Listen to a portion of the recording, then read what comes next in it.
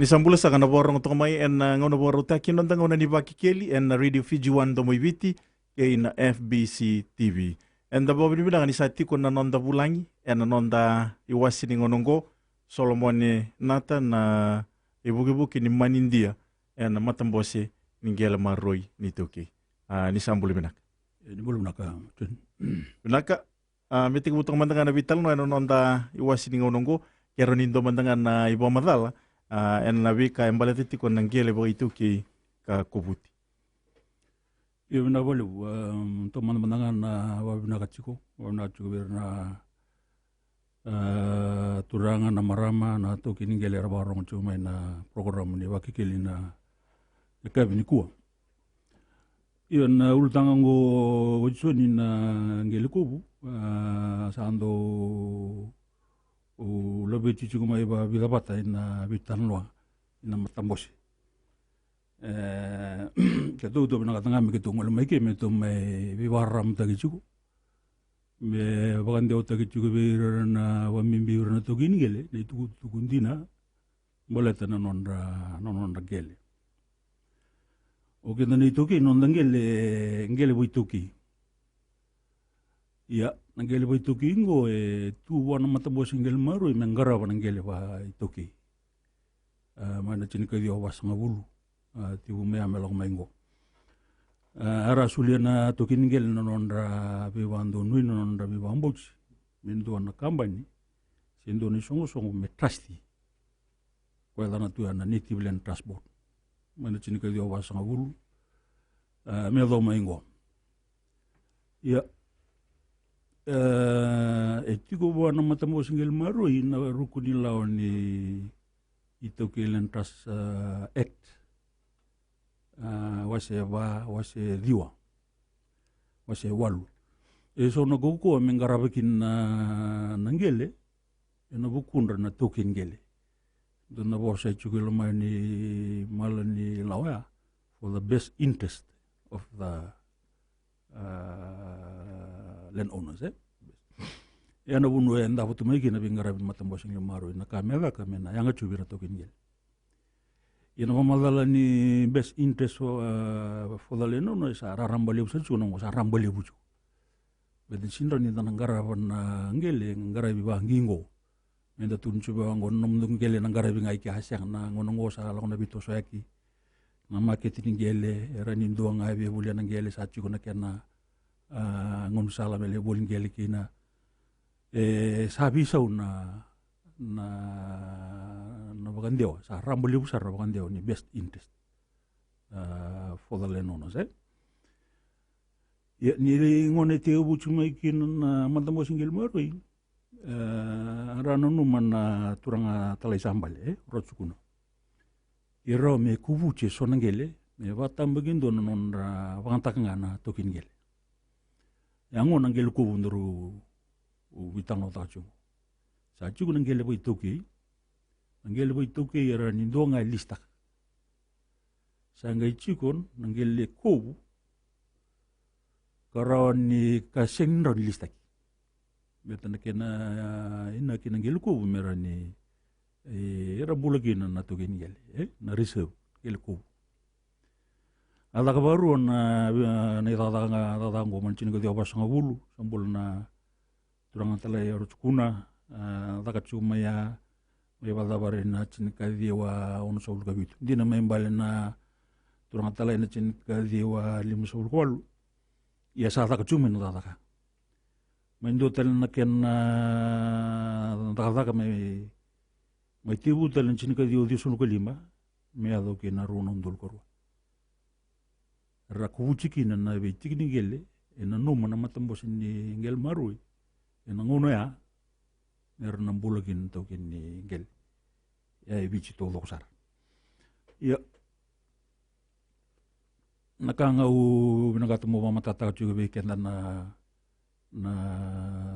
tokin gel indon na chiki ni ibitarno kando tukun chuba ngo sa sulit tungan matambo singgel maruin na ngele sa siangan indo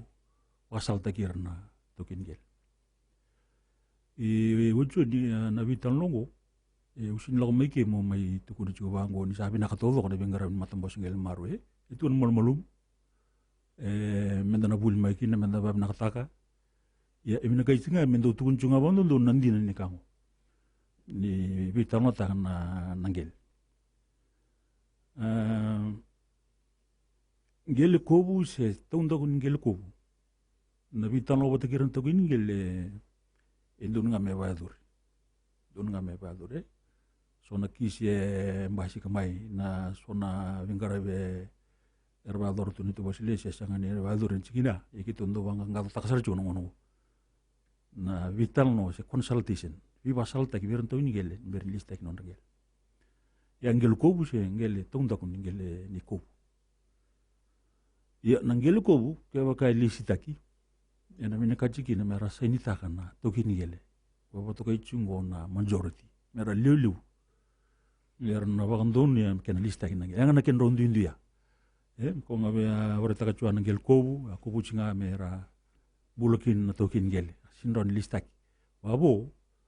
ke bakaira bagandon me lista ki mer na sainita kana no bagandon ko ngel sini kobuchi ko tondo ko ngel kobu na matamos ngel maro itu wana kokoa yang garaban tigina mera ni sulikin endona lis laga na vitano bata kiran to kin yele laba ki na kanton me laba ki menga isul na lis wakalawa obia wa matatang chungai ke ni bibando ni to kin yele na matangal ngel bango tondo kin ngel ko wakalawa isin tukin naga sa turonga kina matambos ni ngel maro ina kokua mengraba kini tabe kuka juga in section 4 section 8 section 9 lutu lebu juga na best interest for the landowners yang ana pun rondo indu juga na rono matanggal ingele ba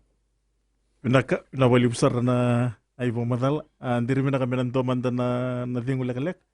ni berni ngai ba kurital tingo na bital no ngono boruta ki nanda ngono tiko ni Vakekeli na Radio Fiji 1 do moiviti na FBC TV.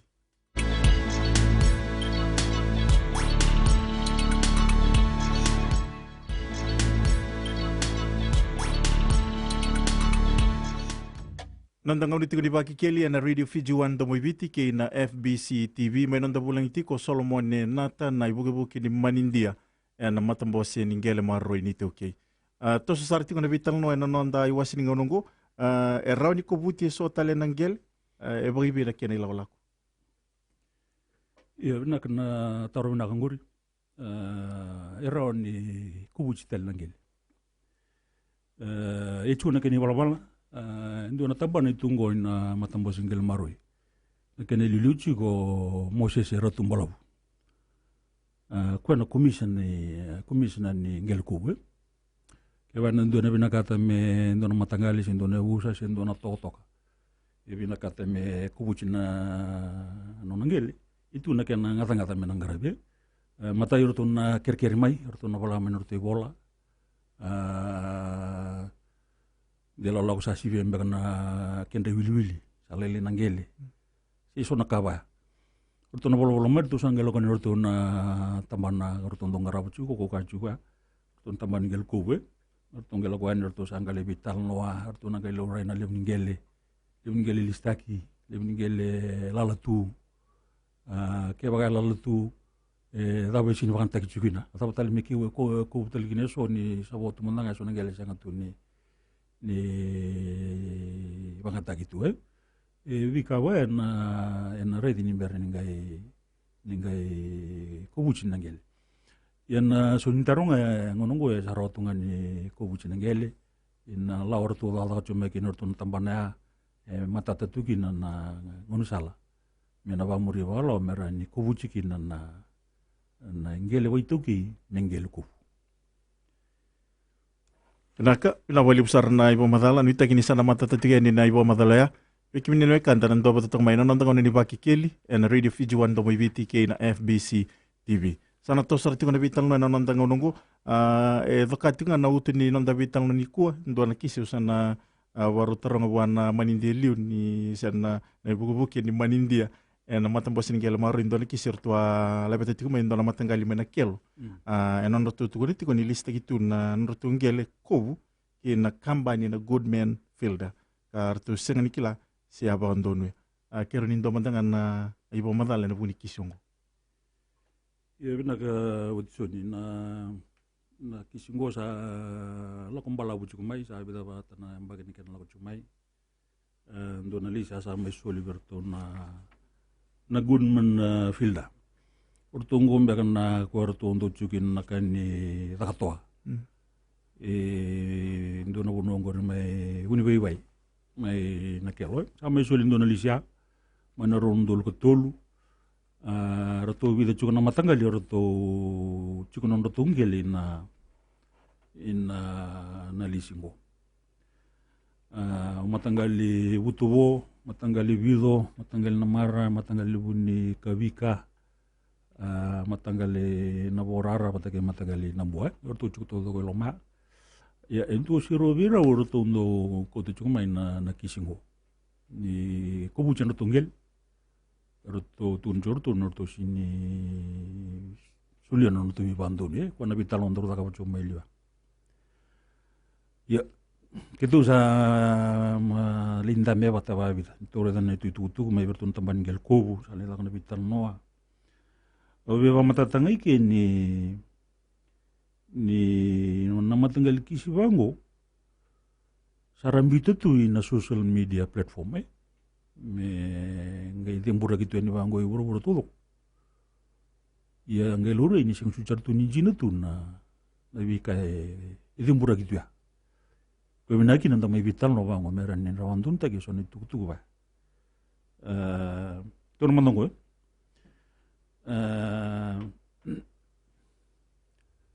na kena kubucin nangele rorucho na matangali vivo patake matangali namar o matangali vido na leu todo ko nino nangele e vivia do bachi con wasanga bulneka in na claim namba 11 main wasanga bulu harus lu corona ya ya kubuchi e chin ka waluneka asyanga ni kubuchi ke bano songon na chin kawalu kina rusul ko ruwa wasanga bulnek e kamal sabi andun na kachuna matenifika wasa bulega kana nondo tungele rodo klim daga me recepto do ngele wasanga bulu yang ibandu nu nga rusul ko ruwa ya chin kawalu na nga angai lut malatena bunongo indo na lisi atuika lisi ni susman lombosudu na ganete dari lis koron lis makaw koron do tutu may tembar do wirongo lis makaw sar may nangon ni koloni raditi mea gay kene koru matanggal na maroko nono na lebuni ngele bitsul ko dioneka artu abena kata me klim tagitulo ko me resep tagitulo ko me bitsul ko dioneka me resep tagi amani bandu nga me kobuchi e wasanga ulnek gai belet na buno ngombe tintor sunu gai na kai chiku no manilis wachunga nilis no lombo suga na buno ko era mai sanga ni kobukin na eruna chikin ngol ngol na matangalingo oja sa me da wanalis ni ganet da durtal mai ndo analisi ni ayub may dapat talaga no nalis na turango may imbo kumpleti na asin so much na nalis mo ujiya sangay duru may Goodman Fielder imursar yan na duru chume Goodman Fielder go ni orang chuna mamadalo go alu tutunga nanggel go asin ko bunga may na nangonusar ni ganat na nalis ni lombosu asin untunga nalis tek asa alut orto klim taka ga bandu nga na area ko kachu hai ya asenga ni ko bunga mai na ina mateni wona alutu nga mleteni atu kya na lisini lombosu kena mape matatam na katu na kene tuku garo to na matangalingo Watalagi ni bertuna wani matanggal e vida tal. Kartu juno ndo tungel ina lisingo ne gunman filter. Ibu setiau turang ibu bukin ni manida. Dari mana menan total mandana dingo lekalek. Ni berni nangai bakuri tali tingo na bitan loa. Nangono borutaki nanda ngono tiko ni Vakekeli and Radio Fiji 1 domo ibiti kay na FBC TV.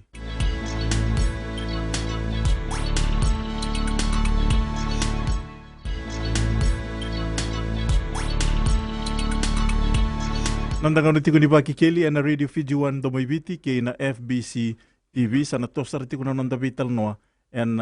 ngono borutaki ungo. Kaya pakai tiku telesona itu tuku turang ibu bukin ni manindia main kisi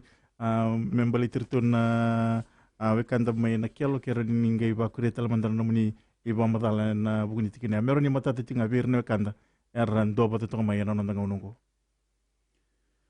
Ibnak utsunin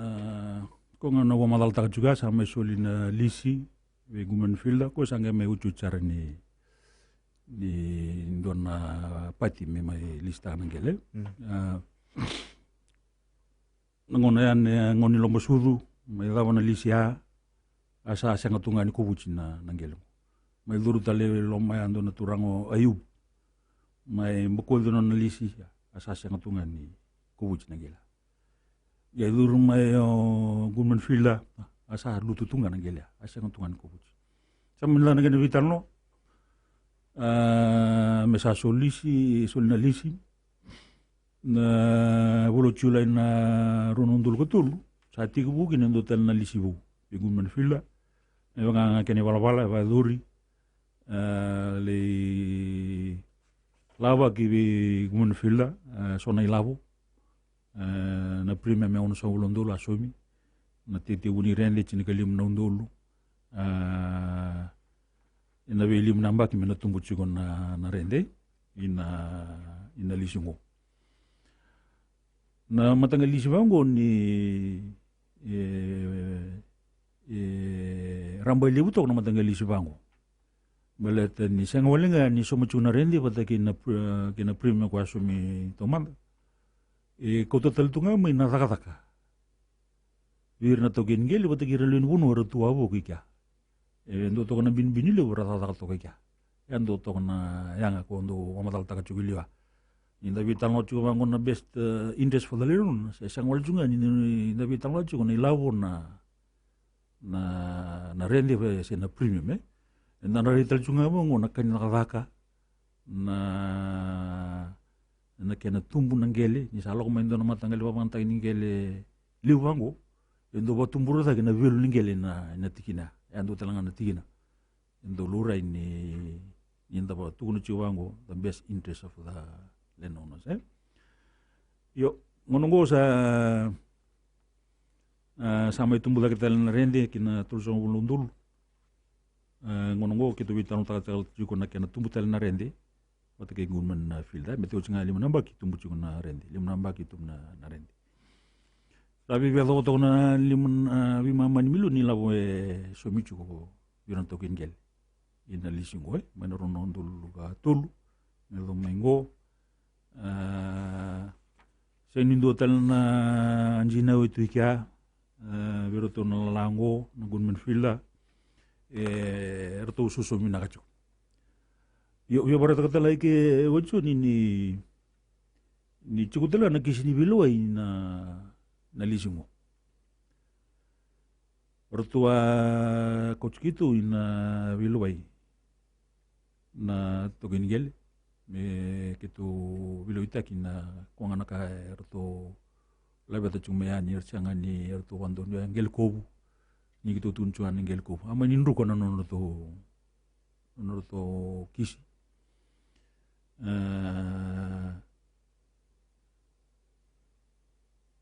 mani sulegi no namba korona mata wilwai mirto so mata mai na kos kina mata mbosingel marui ono undul limando melo mengo sember dungan isu yandon maten kisi wali chungango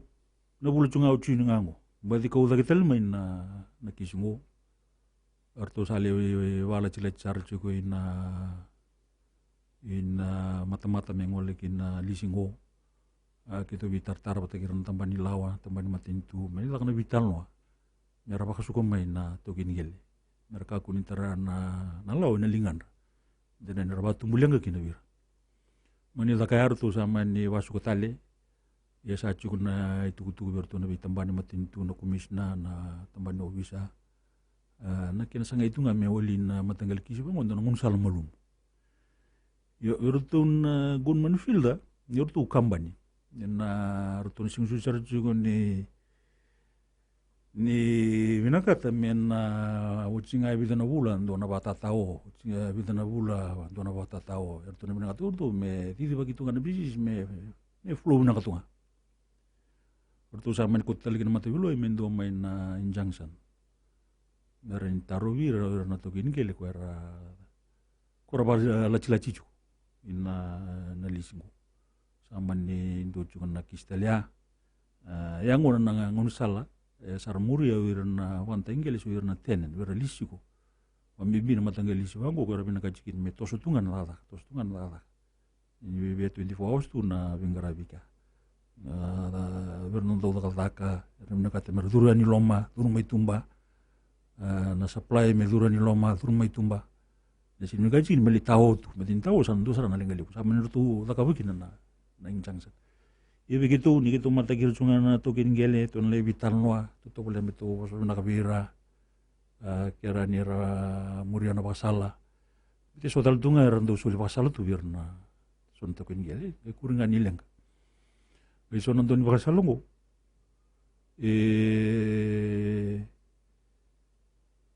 rangan dim non pasala mera mai woli na lenga wirungo sa ngai wa ber takasarangan na sona matanggal kisbang na sarang ngai mbule tal mai sona matanggal wanananu me lava ke milun na matanggal bango dona loyango mbita mai dona claim lava kame ko chini claim na milun mena sum na kambani go bertonya blat sungan cikina dari cikina na vida la ni vital no itu buru sari da kina lo mandra na to kin gele mulati ni sa watu bango na lebni kai tu kun tubir ke to tondo tuntonga vira na laonga me va muri na lisa tu merokobi na rende so michigo na lise so mina kachiko vina kamenda mumwa muri tunga na lao ke va mer ngalle tan matangel wasal bango ya udien na mai lenga kina lengan mo na lenga tungan to ginil ra kusar no bisar le bisar ya konten wasala enta mitong ambatin ngon sala ngai sar tal tok ngai taratal ngai ndo na umila ule umai bir na la ko ngani lawonga kitu slucho ni ngone lawnilis ile sum tel tu birna to ni wasal ngon mai lengi to ginil ni usiteo turang ibu bukini manindia dari mana kami nanti hotel mantan nanti ngolek leka ni beri nenggai baku ritali tingo na bital noy nangono baru taki nondang ngone tigo ni Vakekeli na Radio Fiji 1 do moibiti ke na FBC TV.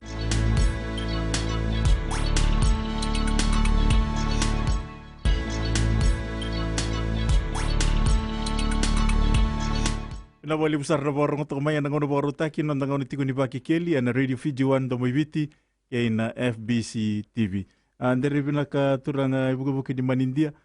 manila bakuri talaman na siya tumana tala na manipa madala may napunan sama ila butokin. Ibu nak na teman jungar pamadala ni kendora sabi tamu tahu cikun na kisini belway kaya ndo basi kamay kita untuk to boleh begitu pasal biran tokin gele na kaindina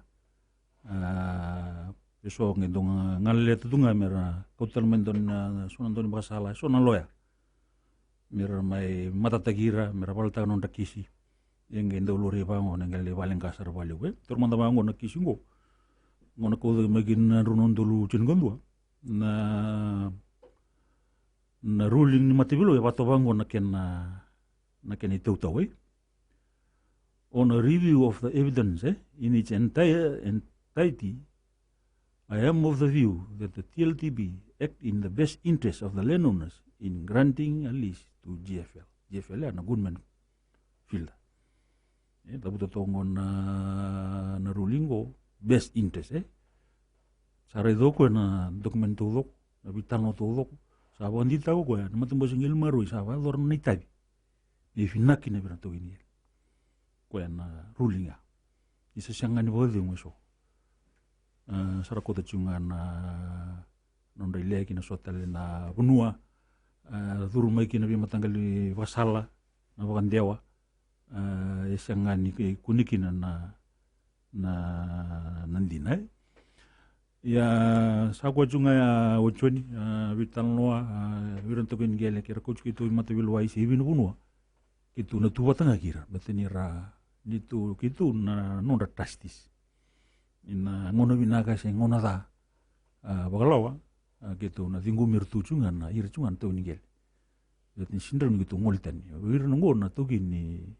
ni matambo singel maroi ni rasulia nondangel kitu gitu ngarabo na bukunda kwe lawa ki ni nama ki chubi gitu ko ka chubi na best interest of the landowners lutuli ni vingara bin matambose ningel marui naka ina wali besar na ibo madala ni takini sana matatatiga ni na itu tu yabe kim ni na kanda na ndo bata mai na nonda ngona ni Vakekeli na radio Fiji 1 ndo miviti ki na FBC TV ndo tal na kisi ber na kanda mai mbalen na belo ngoka rerea kota tagamayo inosi kurindrani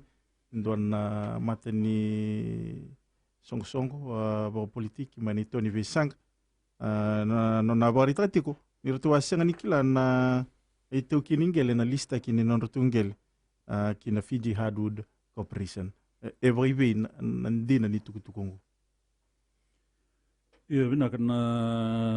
na taruh na katalanguri biya wari takachungai kiri na kakitu tukun chukuna matambo singile marui bir na ndo suli tuku meron do to wole mananga meron to redalis teleman na bika era dimbura kachu ina bunu wala banga ina social media platforms newspaper si TV si palimeni si bunu wala banga meron do redaman na ndina ni vitalo ni mer ni ga indondo mer dimbura Rabosa ta kana sonna ve tutu karani via wala china nonda bono bambi veranto kingel ina kisingo ketu sa somale suna batataroya ni tukunju wango ni donalis ye suli kisul ga dion namba kisanga suli wal chung benga na titi una bengo karsini klan to ningel asenga ni donalis ye suli donalis ye suli me kya me visul ga dion namba ki na Fiji Hardwood Corporation nalis nga gitu klan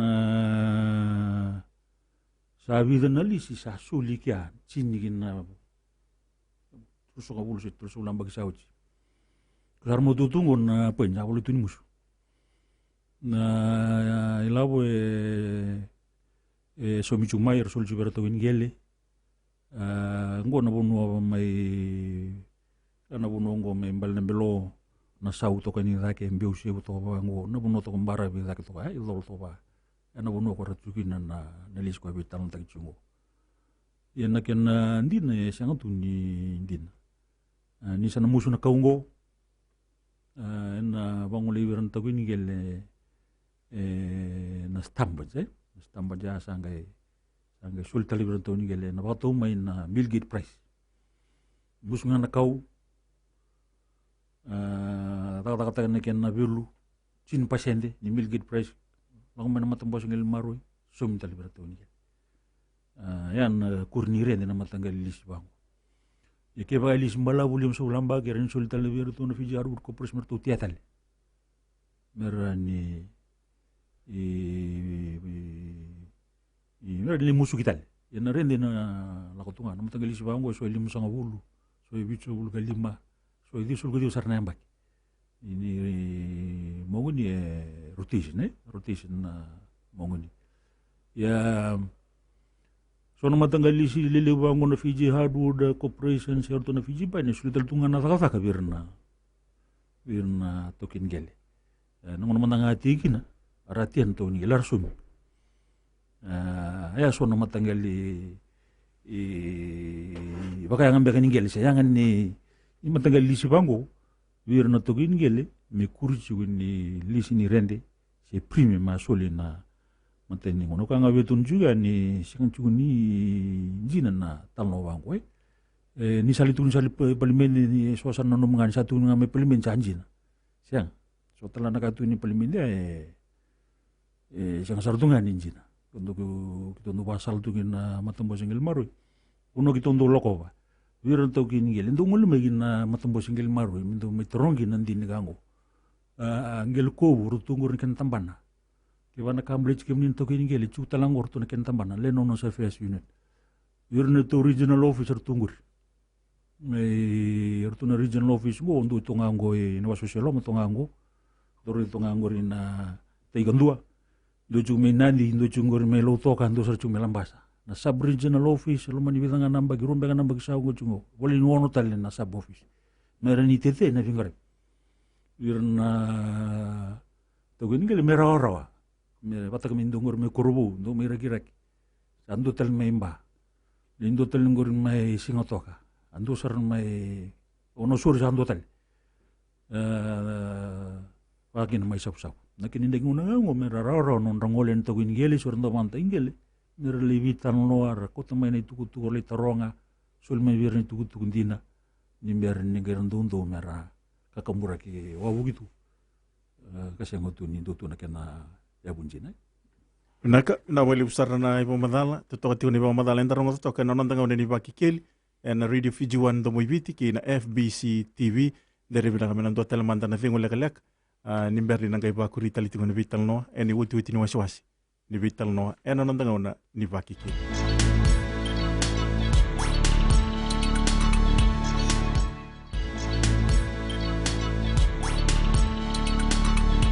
nandanga ona tingo ni Vakekeli ena radio Fiji 1 do moiviti ki na FBC TV sana tosar tiko na vital no eni wuti ni wasiwasi ni vital no ena ngona boro tiko ngo nandanga ona tingo ni Vakekeli Oi poi na umbula kune en angele ni toki. Kaya ni domandangan kaya ni tuku matata. Yo naga wachoni na watu tali nona na matintu. Balaga kasarana kena suntarwa. Anon tunga na matintu manangoni koloni na ngono tu kalau tumea melomengo anon tunga na matintu. Yan nabatu tali vola ichugo in mining act. Ichukin ndon chikina vola itukin nadaba nabatu tali. Yanga kwa nabatu tali kwa nona matintu. Isini watu kitanga ngere se soata se dabe nona matintu isak. Nabatu tali kwa chunga. Kwa na kulanga na kopa manganese na bauxite na dimani beka. Itu gian na list ni minerals ina mining act. Anga ko non chuna matintu. Na kenobo siniwili ba mani non tungan to ni gelen del ni non rangel. Na bututali del nga isa nga ni tunjuango misatunga ilo maningel. Na bututali batang na mengani solo ko ni bangor mai na bosa ilaga na mengani si tatangir-ngir tunga i del ni gel. Waktu na batu misarang gendo lingkangi. Yo batak na bauxite mix tu batak inangel. Rubi waktu batak inangel. Ni ko natagi wango nang ito boleh mo nang endetali may na bauxite lumay batu ba. Isang nito nga bakasa misacho nga lumaningel na mindale no na chugo na matintu itu talanga lumaningel del ningel na ken na batu tali. Yo non chunga na matintu do laba ka chuna matintu do na roll TV do laka ni do kilkili wir na minus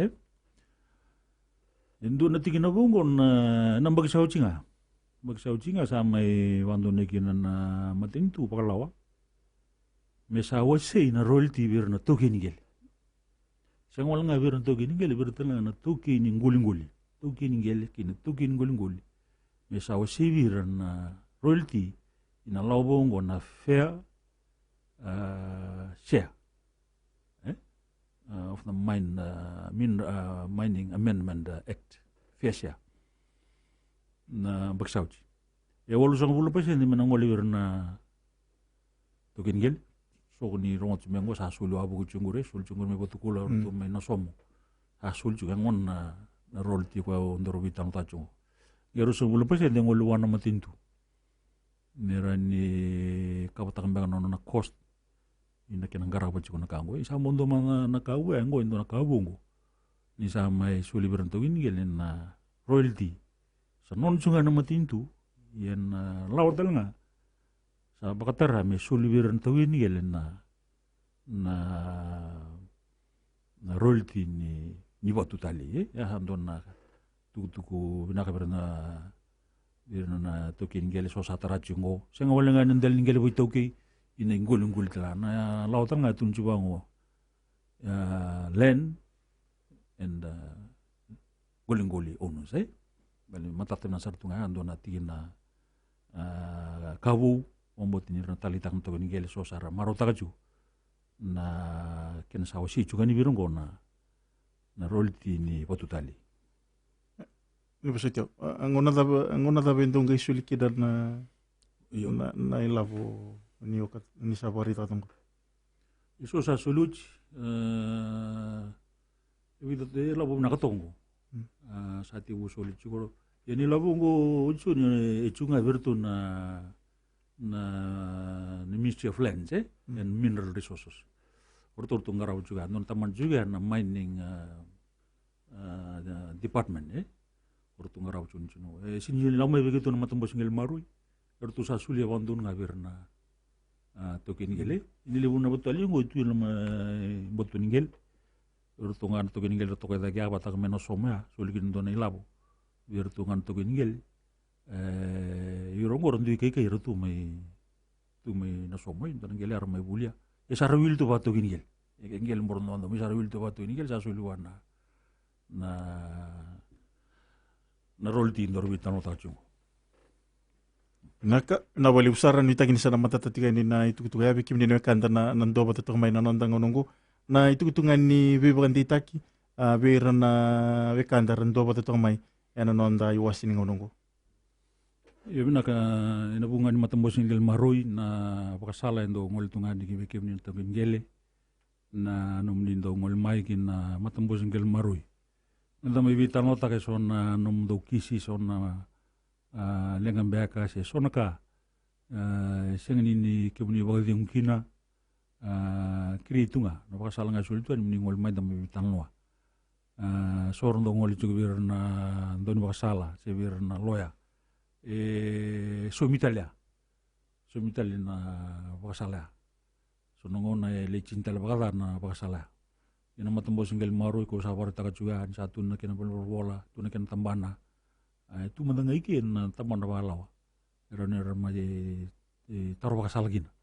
tu tel tungangor na bola wici uran na loya ni matambos ngel maroy karo tel ngani rasul na bakasal sangat tuni soy iki na toni ngel ni ngole kya ya ungo chungo suwa ke bani managat ni ngol mai mai vital noa enda buku chungane kena bina kachime bina kan nonda bingarabi ogeto uchur gitu sintukunu chungo ni sa donon pasien dena itu sangachung min donon pasien oken tolongan nando bingarabi nda bina kateme bina nonda bingarabi min donon pasien sin donon kandua isi beru tu lo juga tutel tungan mulmulum gitu dingo matal chunga nonon do kunrun to kin gel na berem kan bingarabi to ni bingarabi to ni polis lesi kagida ke bina katu me darongola Raninda abul may kina David tano ilo man matambos ng limaro ibir na ba silesi ni kan tuwa ni tuwa meron ni binakatsuakin na bingaray na bingaray